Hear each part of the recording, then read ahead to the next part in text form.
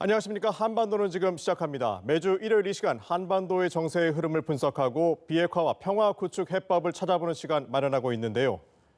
한반도는 지금 첫 순서 전문가와 한 주간 이슈를 짚어보는 한반도 브리핑입니다. 북미 실무협상 결렬 후 스웨덴이 제안한 2주 내 재협상이 사실상 무산됐습니다. 하지만 미국은 북한의 안보 이익을 고려하겠다며 대화의 동력을 이어가려는 분위기를 계속 보이고 있는데요. 이런 가운데 북한 김정은 위원장은 분주한 모습입니다. 중요한 결정을 할 때마다 찾았던 백두산에 오르는가 하면 연일 경제 행보에 나서며 자력갱생을 강조하고 있는데요. 자세한 내용 김용현 동국대 북한학과 교수와 함께 짚어보겠습니다. 어서 오십시오. 네, 안녕하십니까. 자, 지난 5일 북미 실무협상이 결렬된 후 스웨덴이 제안한 2주가 지났는데요. 네. 결국 북미 협상이 재개가 되지 않았습니다. 교수님께서는 현상을 어떻게 보고 계십니까? 현재는 북한과 미국이 삿바 싸움을 하고 있다. 물밑에서 삿바 싸움을 하고 있다고 봐야 될 것 같습니다. 2주가 지났습니다만 미국과 북한이 판을 깨기보다는 상호 접점을 찾으려는 노력을 물밑에서 지금 하고 있다. 네. 그래서 지금 상황은 아주 나쁘다라고 보기보다는 뭔가 북미가 새로운 접점을 찾기 위한 그런 노력을 기울이는 시간이다고 평가할 수 있을 것 같습니다. 자, 스웨덴의 제안을 받아들였던 미국은 대화의 동력을 잃지 않으려는 그런 모습들을 좀 행보를 이어가고 있는 것 같습니다. 네. 최근 이제 데이비드 스트레일 미국 국무부 차관보가 비핵화 협상 과정에서 북한의 이익을 고려하겠다 이렇게 얘기를 했거든요. 근데 자, 현 시점에서 이런 발언이 왜 나왔을까요? 역시 이제 북한과 미국의 입장이 여러 가지 그동안 스톡홀름에서 나왔습니다만 북한에 대해서 미국이 안보 이익을 고려하겠다. 이것은 결국 북한에 대한 체제 안전 보장과 관련된 그런 이야기가 미국 쪽에서 지금 나오고 있다. 이렇게 평가할 수 있을 것 같습니다. 다시 말씀드리면 미국이 그동안 북한의 선 비핵화를 계속 요구했던 그 입장이 지금 바뀌어가면서 체제 안전 보장과 관련돼서 미국이 움직일 수 있는 그런 상황들을 만들고 있다. 그것은 북한을 향해서는 좋은 신호로 읽을 수 있을 것 같습니다. 자, 그래서 데이비드 차관보의 발언 중에 체제 안전 보장을 염두에 둔 것이란 그 교수님 말씀하신 부분과 관련해서 저희가 이제 고려해 볼 수 있는 것들이 무엇이 있을까 이렇게 생각을 해보는데 그 혹시 이제 한미 연합 군사 훈련 중단 카드도 포함될 수 있지 않느냐 이런 그 시각들도 있는데 어떻게 보고 계십니까? 그렇습니다. 이제 한미 훈련이 미국에 대해서 북한이 가장 민감하게 반응하는 부분이고 그동안 북미 협상 과정에서도 북한이 굉장히 이 문제에 대해서만큼은 전혀 양보를 하지 않았던 가장 중요한 북한의 그 미국과 관련된 협상에서 우선순위에 있다 이렇게 봐야 됩니다. 결국 북한 입장에서는 한미 군사훈련의 중단 이것을 요구하는 것이고 아마 미국은 조건부 중단 또는 조건부 잠정 중단 뭐 이런 정도는 미국도 북한에 대한 상응 조치 또는 카드로서 생각하고 있을 수 있다. 뭐 그 정도는 북한에 대한 미국의 입장이 될 수 있다 이렇게 봐야 될 것 같고요. 또 지금 보면 그 상호 간에 상호 연락사무소랄지 또는 대표부랄지 종전선언 이런 정도를 체제 안전 보장 조치의 우선적인 조치, 초보적 조치로 미국이 생각할 수 있을 것 같습니다. 거기서부터 출발하면서 좀 더 강화된 체제 안전 보장 조치로 간다. 이런 입장이라면 북한도 여기에 대해서는 유연하게 반응할 가능성도 저는 분명히 있다. 이렇게 말씀드릴 수 있겠습니다. 그러니까 연락사무소 설치나 종전선언 같은 것도 가능하다 이렇게 보신다는 그렇습니다. 이제 그걸 포함해서 한미 군사훈련에 대한 북한의 반발이 워낙 거세기 때문에 거기에 대해서도 일정 정도 미국이 북한이 움직일 수 있는 여지를 열어주는 차원에서 잠정 중단 조치 정도는 내년은 이제 훈련이겠죠. 올해는 그 훈련이 다 끝났으니까 그 정도 부분은 북한에 대해서 미국이 줄 수 있는 카드 중에 하나다. 그렇게 볼 수 있겠습니다. 자, 현재 이제 미국 트럼프 대통령의 침묵이 길어지고 있는 상황이거든요. 자, 탄핵 정국이라든지 또는 최근에 이제 시리아 철군 문제들이 겹치면서 북핵 문제가 뒤로 밀리는 거 아니냐 이런 좀 분석도 있는데 올해 안에 북미가 다시 마주 앉을 수 있는 그런 계기는 충분히 있다고 봐야 되겠죠. 저는 그렇게 봅니다. 북미 실무회담이 지금 2주가 지나긴 했습니다만 트럼프 대통령도 상당히 급합니다. 다시 말씀드리면 내년 11월 3일 재선을 앞둔 트럼프 대통령 입장에서는 내년 거의 뭐 1월, 2월부터는 선거 캠페인에 들어간다고 봐야 되거든요. 그러면 10월, 11월, 12월, 뭐 12월은 미국의 크리스마스 휴가이기 때문에 대체로 12월 초 정도까지는 가닥은 잡아야 된다. 이게 이제 미국의 입장이고 북한도 역시 트럼프 임기 1기 내에 가닥을 잡아야 된다. 비핵화 평화체제 프로세스에 로드맵 정도는 나와야 된다는 그런 입장이 분명히 있기 때문에 그런 차원에서 보면 저는 지금 실무회담은 조금 지체되고 있습니다만 11월 초 정도에는 개최 가능성이 상당히 높아질 것이다. 뭐 그렇게 전망을 하고 있습니다. 자, 이런 가운데 이제 북한 김정은 위원장의 행보가 주목을 받고 있습니다. 최근 네네. 김 위원장이 백마를 타고 네네. 백두산을 올랐습니다. 네네. 근데 그동안 이제 김 위원장이 중대 결정을 할 때마다 백두산을 사실 갔지 않았습니까? 네네. 그래서 과연 이번에도 중대 결심이 임박했다 이런 좀 시각도 있는데 교수님 어떻게 보십니까? 지금 이제 중대 결심이란 표현을 지금 당장 쓰기는 좀 어려울 것 같고요. 북한 입장에서는 말로서는 미국을 향해서 트럼프 대통령 또 미국이 실무회담에 적극적으로 임하지 않으면 우리는 다른 카드도 쓸 수 있다. 이런 차원의 그런 우회적인 대미 압박이 이루어지고 있다 이렇게 봐야 될 것 같고요. 네. 또 북한의 지도자들이 자신의 어떤 정통성을 강화하고 또 그것을 보여주는 주민들에게 보여주고 외부에 과시하는 차원에서 보면 백두산에서의 그 활동이 계속 그 김일성 주석, 김정일 그렇죠. 위원장 때도 있었습니다. 그 연장선상에서 김정은 위원장이 안정적으로 북한을 통치하고 있다는 것을 보여주면서 그러면서도 트럼프 대통령에게 좀 더 적극적으로 트럼프 대통령이 움직여야 된다는 것을 촉구하는 그런 차원에서의 백두산 행보가 이번에 이루어졌다. 그런 평가가 가능하다고 봅니다. 이 동생인 김여정 부부장도 함께 갔는데 거기서는 네네. 어떤 의미를 봐야 되는 겁니까? 역시 이제 백두혈통에 대한 강조 이것이 김정은 위원장, 김여정 부부장의 그 행보다 이렇게 봐야 될 것 같은데요.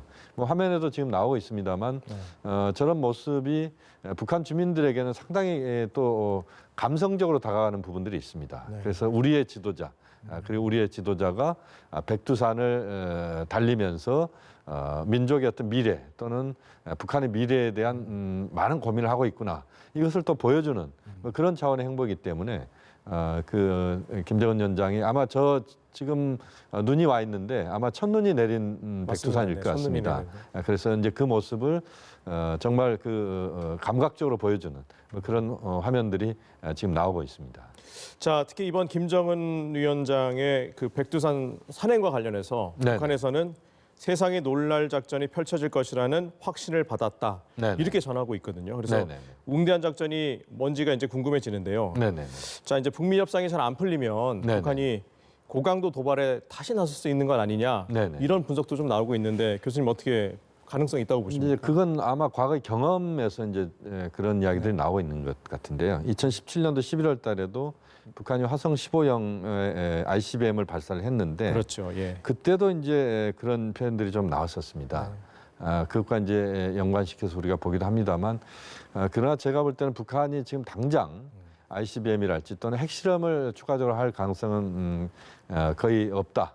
왜냐하면 그렇게 갈 경우에는 사실 트럼프 대통령의 그동안 북한에 대해서 계속 트럼프 대통령이 자랑했던 것이 또 국제사회를 향해 자랑했던 것이 내가 지금 대통령 임기를 지금 진행하고 있고 또 북측과 대화가 이루어지고 있는 지금 상황에서 북한은 핵실험이나 ICBM 발사는 하지 않고 있다. 이것을 트럼프 그렇죠. 대통령은 계속 반복적으로 이야기하고 있거든요. 최대 성과라고 얘기를 하고 있죠. 그렇습니다. 그렇기 때문에 그런 것을 이제 북한이 깨게 됐을 경우에는 북한으로서는 상당한 후폭풍을 감수할 수밖에 없고 지금의 판 자체가 많이 흐트러져 버리기 때문에 북한이 말로서는 그 정도에 대한 표현들이 나올 수도 있다고 봅니다만 그러나 실제 행동까지 갈 가능성은 저는 매우 낮다라고 봅니다. 자, 그런가 하면은 김 위원장이 삼지연군 건설 현장을 비롯해서 함경북도 그 경성군의 채소 온실 농장과 양묘장 건설 현장을 찾으면서 자력 경생을 굉장히 강조하고 있거든요. 네네. 또 북한 매체들은 김 위원장이 이제 백두산 등정을 계기로 해서 네네. 자주나 또는 자력을 굉장히 강조를 하고 있는데 네네. 김정은 위원장의 이 경제 행보의 의도가 있다고 봐야 될 것 같은데 어떻게 보세요? 김정은 위원장의 경제 행보는 사실 자신이 집권한 이후에 계속돼 왔던 게 사실입니다. 그리고 지금 북미 관계가 잘 풀리지 않고 있는 상황에서는 내부 정치 또는 주민들에 대한 예민의 지도자 이미지를 부각시키면서 경제를 돌아보는. 그렇습니다. 네. 이제 그걸 통해서 내부의 어떤 단속 또는 내부를 다독거리는 뭐 그런 모습으로 지금 행보가 나오고 있다 이렇게 봐야 될 것 같고요. 또 하나는 이제 자력갱생의 행보를 보이는 것은 결국 우리는 미국이 도와주지 않는다고 하더라도 또는 미국의 제재가 계속된다고 하더라도 우리는 버틸 수 있다. 우리 체제는 안정적으로 끌고 갈 능력을 나는 갖고 있다. 이것을 보여주면서 오히려 역설적으로 트럼프 대통령에게 우회적으로 압박하는. 그래서 트럼프 대통령이 계속 미국과의 북한과의 대화에 미국이 나서지 않을 경우에는 우리는 우리의 길을 갈 수도 있다는 것을 보여주면서 트럼프 대통령이 적극적으로 나와야 되는 것 아니냐라고 하는 그것을 간접적이고 우회적인 표현을 트럼프 대통령을 향해서 지금 김정은 위원장의 민생 행보 또는 현지 지도가 이제 그러한 것으로 연결될 수 있다고 봅니다. 그 협상이 없더라도 우리는 자력으로 갱생할 수 있다. 그렇습니다. 이런 것을 강조를 하면서 네네. 내부 결속을 묻겠다. 이런 취지로 이제 해석하면 된다. 이런 말씀입니다. 그렇습니다. 실질적으로 이제 북한 내부적으로 보면 북미 회담이 계속되고 있었고 또 지금 이제 실무회담이 스톡홀름에서 있었는데 북한 주민들에게는 약간 기대가 저는 있을 수 있다고 봅니다. 그렇겠죠. 네. 제재가 좀 풀려야 북한 주민들의 어떤 삶의 질도 높아지기 때문에 그런 차원에서 북한 주민들의 어떤 기대치가 분명히 있을 수 있다고 보고 그것이 지금 지체되어 있는 것에 대해서 김정은 위원장이 다독거림을 통해서 좀 더 내부의 어떤 통치를 안정적으로 끌고 가는 뭐 이것을 보여주는 차원에서의 그런 민생 행보, 예민 행보가 지금 진행되고 있다. 그것도 삼지연 또 함경도 지방을 중심으로 네네네. 평양에서 좀 멀리 있는 지역, 그렇죠. 그 지역을 중심으로 좀 이루어지고 있는 것도 우리가 좀 주목할 부분이라고 봐야 될 것 같습니다. 자, 이번에 이제 김 위원장이 그 미국 협동농장을 방문을 했는데 거기서 이제 지금의 본보기가 될 수 없다. 이런 얘기를 했습니다. 이 미국 협동농장이라고 하는 곳은 과거 김정일 국방위원장이 찾아서 네네. 전국 농촌 마을의 본보기다. 이렇게 평가했던 곳이거든요. 네, 그런데 그렇습니다. 김 위원장이 가서 아버지와는 좀 다른 그런 표현을 썼는데 이걸 네. 어떻게 봐야 되는 겁니까? 이 미국 협동농장은 이제 미국 그러기 때문에 이제 쌀 이렇게 이야기를 합니다만 사실은 이제 황해도 사리원시에 있는 협동농장 이름입니다. 네네. 그렇기 때문에 이제 그 오해를 할 필요는 없을 것 같고요. 네. 이 미국 협동농장에 대해서 이제 영농의 어떤 획기적 개선 그리고 정보화된 농촌 이런 것들을 김정일 위원장 시대 때 이제 모범으로 만들고 거기에 모든 이제 북한 협동농장들이 미국 협동농장을 따라 배워야 된다 이런 캠페인이 벌어졌던 곳이거든요. 그렇죠. 그렇지만 이제 지금 상황에서 김정은 위원장은 이제 김정일 시대와 차별성을 두는 것이죠. 그래서 김정은 위원장 시대는 보다 주민들의 어떤 그 경쟁이랄지 또는 그 인센티브를 강조를 한달지 이걸 통해서 좀 더 농촌의 획기적인 어떤 생산성의 변화, 협동농장의 양적 질적인 변화 이런 부분들을 추진할 수 있다. 이것을 우선적으로 좀 표현한 것 아닌가. 좀 더 지켜봐야 되겠습니다만 그런 방향이 될 가능성이 높다. 왜냐하면 제재가 지금 풀리지 않고 있고 북한 내부의 그 농업 부분에 있어서 여전히 이제 식량 부족 현상은 지속되고 있거든요. 이것들을 획기적으로 바꾸는 이런 차원에서 김정은 위원장의 그런 조치들이 나올 수 있다면 상당히 북한 내부의 농촌에 많은 변화가 기대가 되는 부분이기도 합니다.